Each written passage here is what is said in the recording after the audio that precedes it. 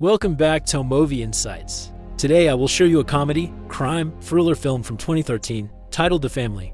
Spoilers ahead. Watch out and take care. Mafia hitman Rocco murders an Italian family of 4 in cold blood, believing them to be the Manzoni. He cuts the finger off the father and sends it to mafia boss Don Lucchese, who is currently in jail, but after testing the fingertips, they confirm Rocco killed the wrong people, so he is ordered to keep looking. The real Manzoni family is leaving the USA to live in Normandy, France under the FBI's witness protection program.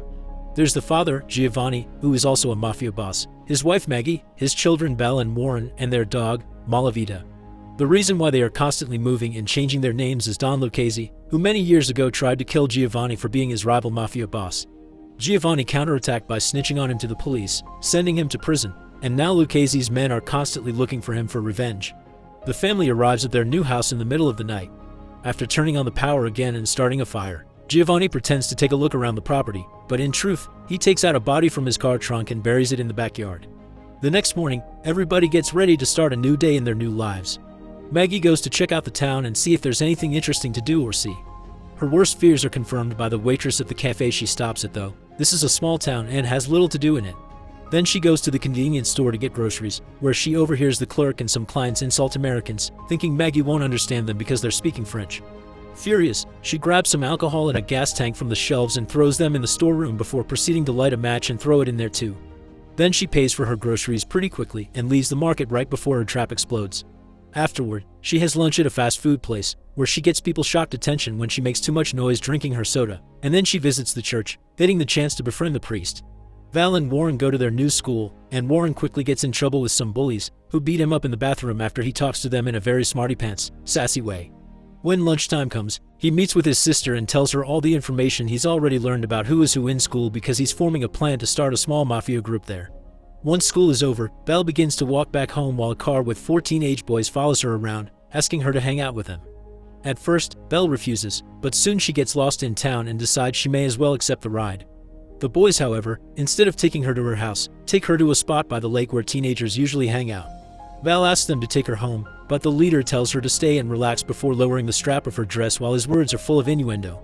Not willing to let them get away with this, Val returns to the car to grab a tennis racket and uses it to beat up the boy before telling the others to behave more respectfully towards women. Then she takes the boy's car and drives it back to her home. Meanwhile, Giovanni goes to the property gate to smoke a cigarette, which he isn't supposed to do. He quickly notices there are FBI agents hidden nearby keeping an eye on him, and decides to go back inside to investigate the glass garden shed. After tossing a bunch of stuff out, he finds a typewriter and, seeing as it still works, he thinks it's finally time for him to write his memoir, describing how he took over the family business started by his grandfather decades ago. When he stops to take a break, he meets his neighbor through their connected backyards, and makes up a story about being a writer when he's asked what he does for a living. Later in the evening, while the family is having dinner together, they're visited Robert Stansfield, the FBI agent in charge of their case. After giving his approval of Giovanni's writer story, he asks him about a shop owner that disappeared recently, and Giovanni tells him he doesn't know anything about it, when actually, he killed him because he sold him some seafood that he claimed was fresh but it was actually frozen. This is the body he had in the trunk when he arrived. Stansfield reminds him not to get into trouble, and before leaving, he tells him that the FBI agents that will be protecting him from the house across the street are DeSico and Mima.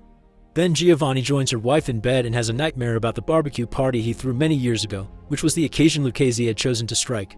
The following day, when Giovanni gets too distracted by his writing, Maggie demands to know what he's writing about and freaks out when she hears it's a memoir, since that could get them in big trouble. Then she grabs a tray of food she's prepared specially for DeSico and Mimon and leaves to take it to them after asking Giovanni to check the tap water, because it comes out brown and the plumber she's called won't show up. At school, Warren is starting to make contacts with the right people, using information and stolen goods to get them to work for him. Belle, on the other hand, had to beat up a girl in the bathroom for having stolen her pencil case. She also sees a very handsome guy in the cafeteria, and Warren informs him that's Henri, a college student acting as substitute teacher for math class. All the girls in the school want him, so Belle will have lots of competition if she wants to go after him. But she has a plan. She approaches Henri after class and asks him for private math lessons, which he accepts. Meanwhile, Warren meets his bullies outside the school and proceeds to beat them all up with the help of the contacts he's made. Back in the house, the plumber arrives over 40 minutes late, irritating Giovanni. His mood only gets worse when the man tries to unnecessarily change all the pipes in his house, so Giovanni beats him up with the tools he finds in the basement and then puts the body in the plumber's own van to take him to the hospital, where the doctor has trouble understanding how the man's body could have so many fractured bones from simply falling down the steps. While Rocco finds the family of the seafood shop owner and kills them all for not having information about Giovanni, he continues to write his memoir, talking about how he used to take good care of his old neighborhood back in Brooklyn. In the evening, Maggie scolds him for what he did to the plumber, and Giovanni retaliates by reminding her of the explosion she caused at the convenience store. Chatting about her fire obsession gets Giovanni excited, and the couple gets intimate right there on the couch. When the weekend comes, the family throws a barbecue party and invites all the neighbors, an idea they aren't very fond of, but Stansfield insisted so they could integrate themselves with the community better. Maggie asks Belle about this Henri guy she's invited and reminds her to use protection, but Belle tells her not to worry because she won't be having a quickie in some classroom. She'll choose the right time and place with the love of her life. Warren then arrives with various bottles of soda and tells his mother to stop making French food and to make American dishes instead because that's what the neighbors expect. Turns out he's right. The neighbors have come to see the eccentric Yankees and are happy to eat their weird food. Even DeSicco and Mima are allowed to leave their watch room and join the fun. The only one missing is Giovanni himself, who Belle finds in the garden shed.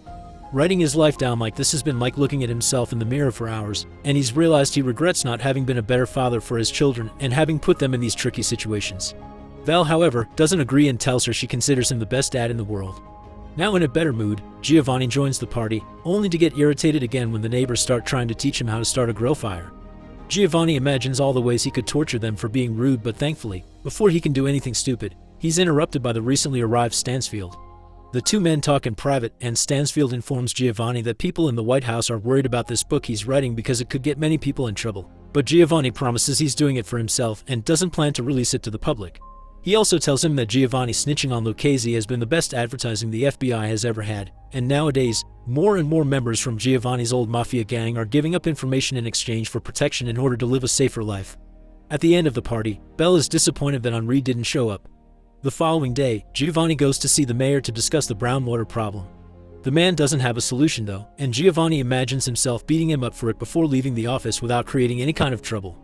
Next, he visits the water company, where he confirms the water already arrives dirty to their reserves, and one of the workers there gives him a clue behind the cause, a local fertilizer factory. Giovanni visits that factory next, and when the boss proves to be unhelpful and rude, Giovanni ties him to the back of his car and drags him down the road until he's ready to confess.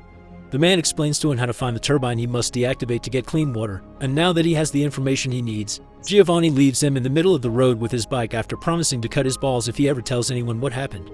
When he returns home, he finds Stansfield reading his manuscript, who quite likes it but still scolds Giovanni for writing it in the first place. Meanwhile, Maggie continues to visit the church, and the priest manages to convince her to do a confession with him after promising her everything she tells him is confidential. The things she says are so disturbing, however, that they haunt the priest for a week and he forbids her from entering his church ever again. At school, Warren has forgotten to write something for the school paper as he had promised, so only having 5 minutes to hand something in, he ends up quoting Lucchese from the time he met him as a boy. The newspaper passes from hand to hand all over the place, used to be read in the plain or wrap things, and that's how it makes it to Lucchese's cell. The old man immediately recognizes the quote and sends his men to Normandy to find Giovanni once and for all.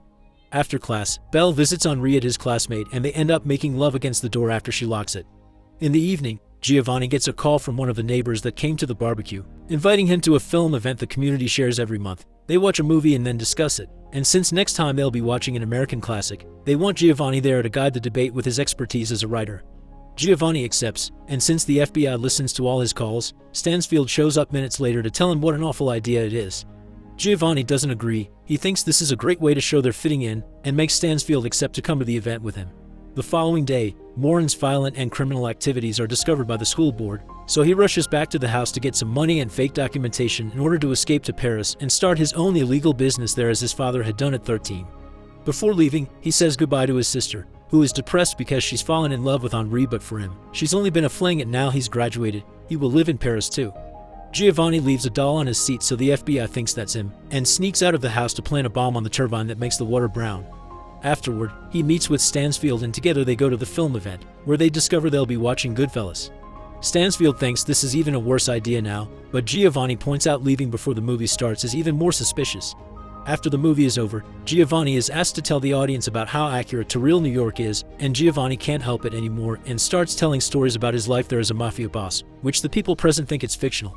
Stansfield still doesn't approve though, and thinking Giovanni is out of control, he calls DeSicco and Mima to tell them to round up the family and begin Plan B.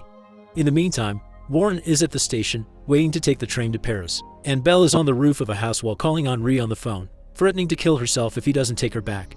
At that moment, both siblings see a group of mafia hitmen arrive in town, so they decide to go back to the house to warn their parents, especially after Warren tries to call them and gets no response because Maggie couldn't get to the phone in time. The hitmen kill everyone in the police station and use their records to find Giovanni's address. They also kill the firefighters and cut the tires from the fire trucks. While Maggie joins DeSicco and Nima to ask about her children because they aren't home, an explosion goes off in the city. It's the bomb Giovanni had planned, which he programmed to explode right now so he could use the film event as an alibi. Stansfield drives him back to his house and drops him there, warning him not to come out while he goes to talk to the police. Maggie also wants to return home, but as soon as she steps outside, she sees the mysterious men in black and goes back inside with DeSicco and Mima, where she tries to call the house but her husband won't pick up the phone. The hitmen arrive at the house and make it explode, killing as well any neighbor that comes out to see what the noise is about. Luckily for Giovanni, he survives thanks to hiding in the garden after hearing Malavita bark as an alert. Maggie wants to go see him, but as soon as DeSicco and Nima approach the door, they're instantly killed by one of the hitmen that threatens to take advantage of Maggie before ending her. Giovanni arrives at that very moment and jumps on the hitman, asphyxiating him from behind while Maggie looks for a knife that she uses to stab their attacker for good.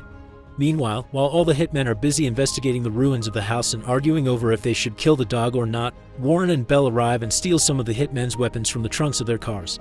A gunfight ensues then, where Warren and Bell manage to kill most of the hitmen except for Rocco. With Warren unconscious after getting hit by recoil, Bell leaves him on the ground and starts running away, hoping Rocco, having run out of bullets, will work to her advantage. The old man is surprisingly resilient though, and he chases after her until Stansfield suddenly shows up and runs over him with his car. The hitmen may be all dead, but the family's identity has been discovered, so they have to relocate to a new town with new names again. Giovanni, however, is happy that got to tell his story to a crowd, even if they all thought it was fake.